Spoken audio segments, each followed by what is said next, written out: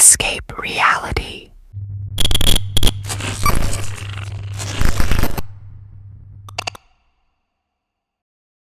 One thing I knew was that I needed to get out of the city. Things aren't like they used to be here. Well, I'm sure I don't have to tell you that, because things aren't really like they used to be anywhere. But that's besides the point. I got on my racer and speeded through the sordid streets. My passing surroundings holding such a deeply sentimental meaning to me at one time. Now, they're a stainful reminder of how terrible things ended up.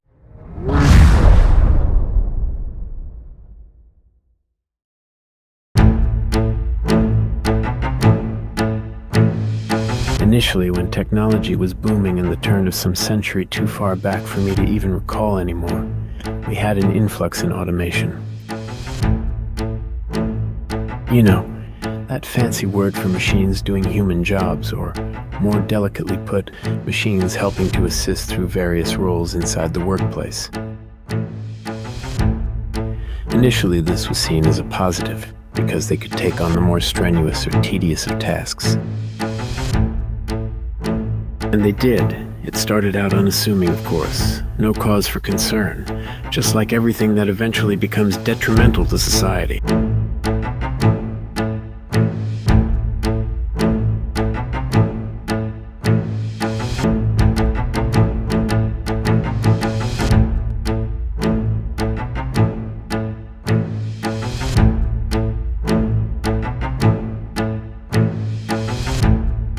First, it was tiny mechanical pieces to help boost work productivity.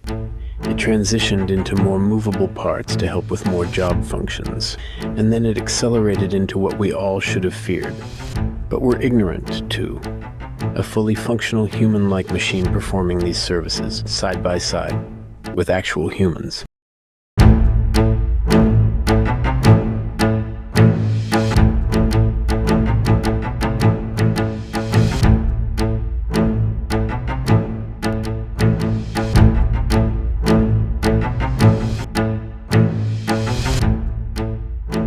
Then segued into other areas of assistance, such as household care, compatibility, even plastic surgery. All while still maintaining their role behind the technological scenes in our own global systems.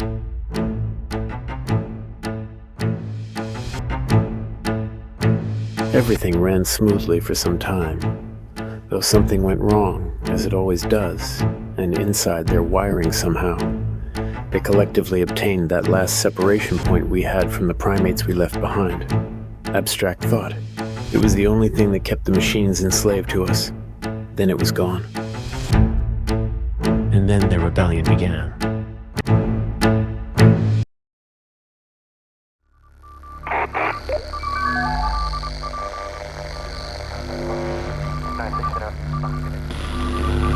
Humans, we are new forms of life. This is war.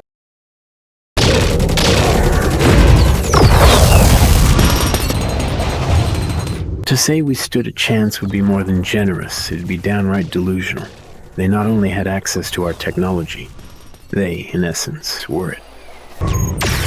We have hostile forces incoming. Go. Check fire. Are you in need of assistance? Need backup? Push forward. What's the situation? Visual on the target. Moving to engage. Go. Oh. What's your location?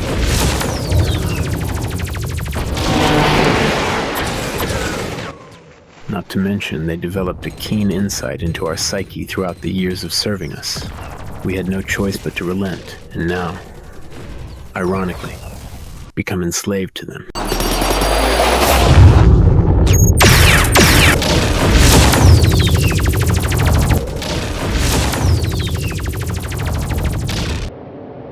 The aftermath, as in all things of war, was devastating. and the remains of the brave souls who fought so admirably to contain these menacing mechanisms now littered the grounds. Reduced to pure bone, as their flesh had been swiftly seared off from the machine's lasers.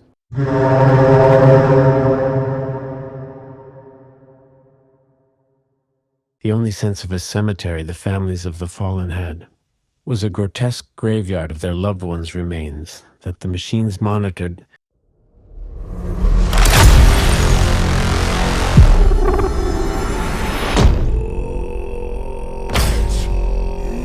until they eventually incinerated the entire thing.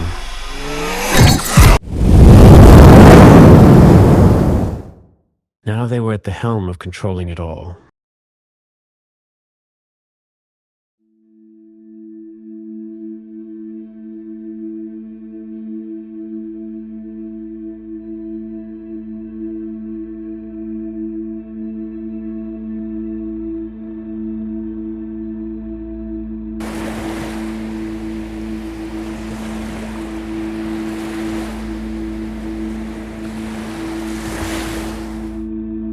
And as for the protesters, the revolutionaries, there were virtually none. After a few weak demonstrations, most just painfully accepted their lot and moved on.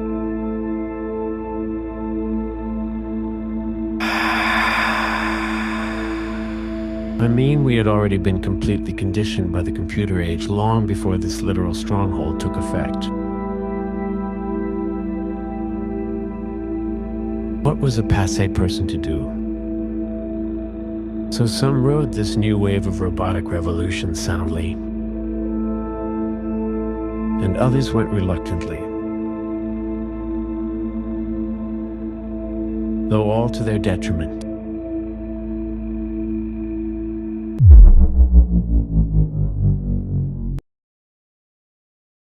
When the defeat of the humans by their own corrupted creations happened, the machines, in an unexpected twist, then did something sickeningly ingenious.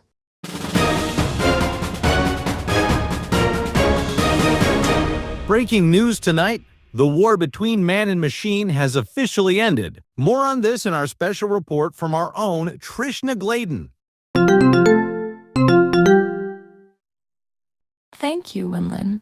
We go inside the current cultural calls for unity with the androids, in the aftermath of the devastation and destruction. Instead of flexing extreme dominance or even eliminating us for their own world order, they began to subtly and effectively downplay the despicable actions carried out by their inhuman hands by using mass media to do so.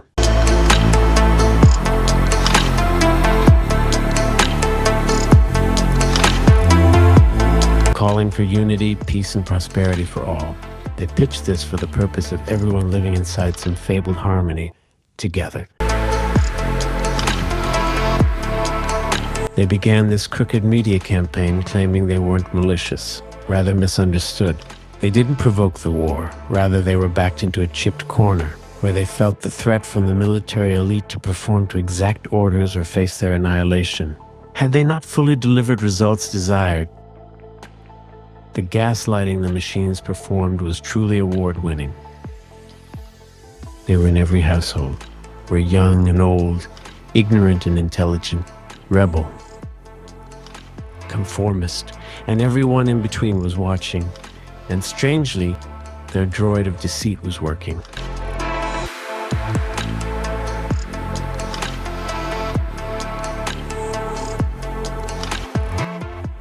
So they terrifyingly expanded it outwardly into pop culture, calling their media crusade Assimilate with androids.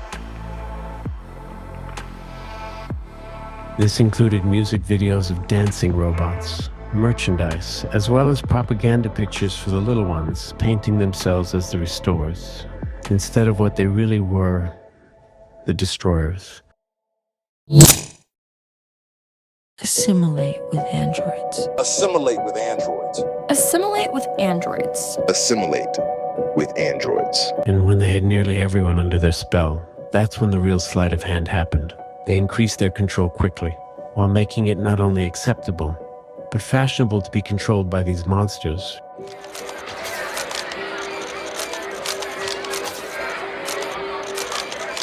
The few humans left that were political power players stayed on as advisors to the androids, passing new legislation titled the Android Act.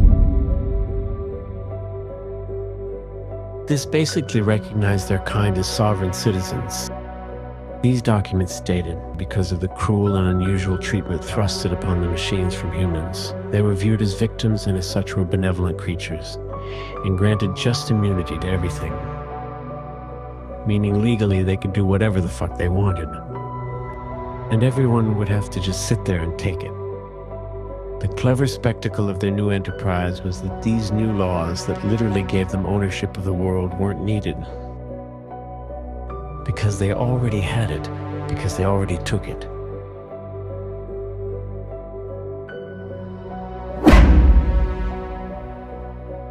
Unjustly. Funny how a horrific lie, perpetrated over and over again with an awesome amount of PR, can make you believe it's true.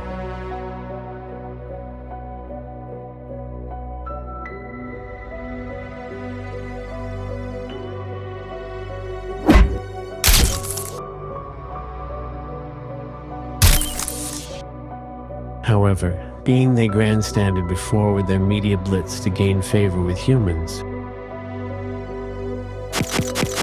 many people accepted their own oppression as necessary to appease these technological termites.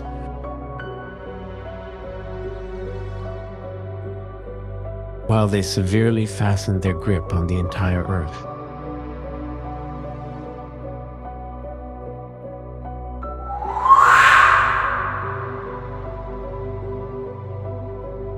With their own tyrannical regime.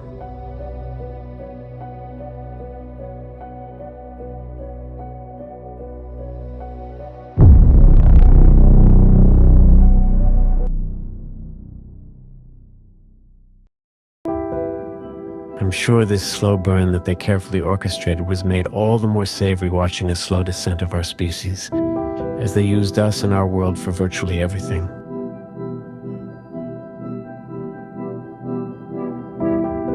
Supplies. Entertainment.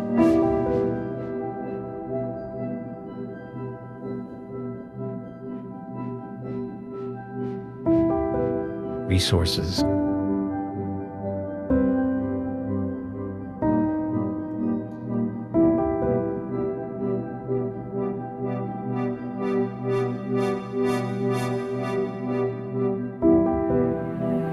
While each city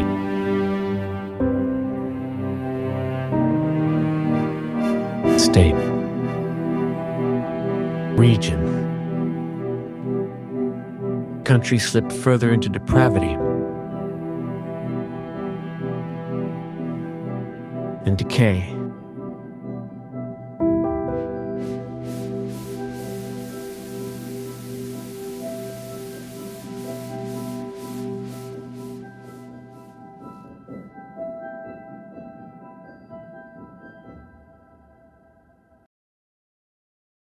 Who would have thought?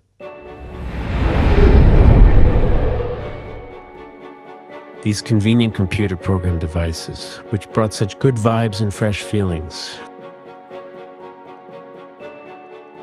from our daily and frequent use,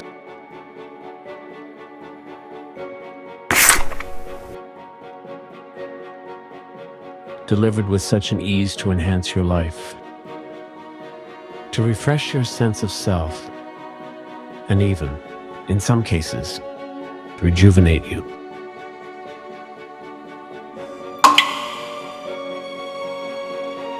Reused.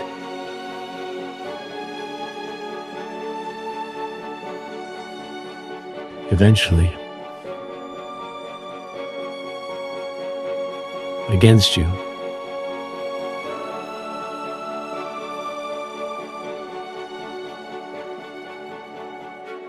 That's some laughably loony, twisted shit.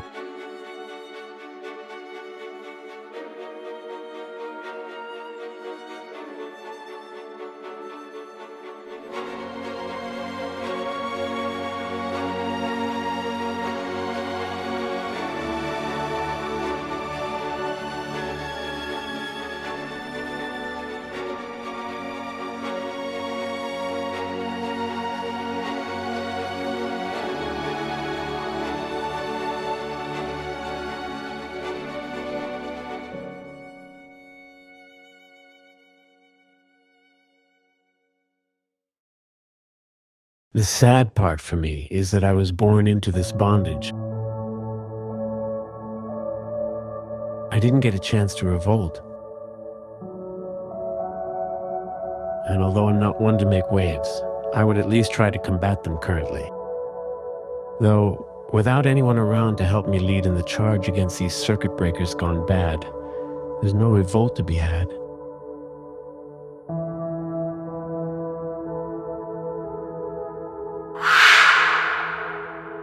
So here we are now, under lock and key, heavily monitored, heavily restricted, heavily strained.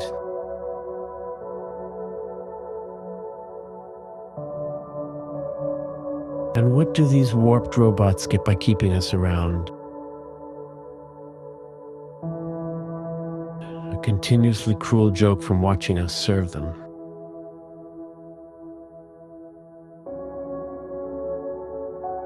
Sinister joy of our suffering.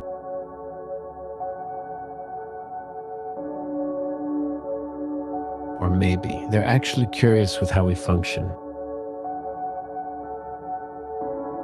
The working parts that make up an organic life. From our brain.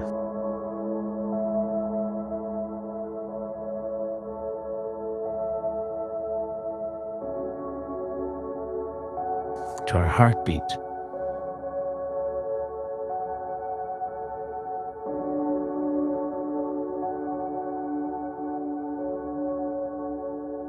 To our soul.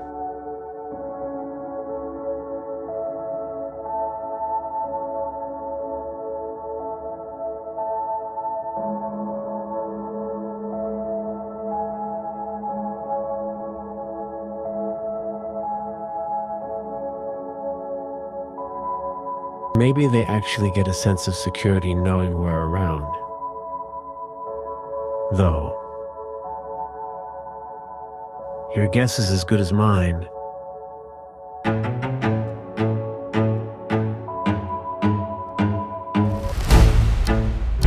I don't know what difference it would make anyway, as they're much too powerful. So, accepting these terrorizing humanoids seemed to be the only option for many. But not for me. And this is why one thing I knew, if I was uncertain about anything else in my life, was that I needed to get out of the city. And I was damn near there. Then, that fateful ring.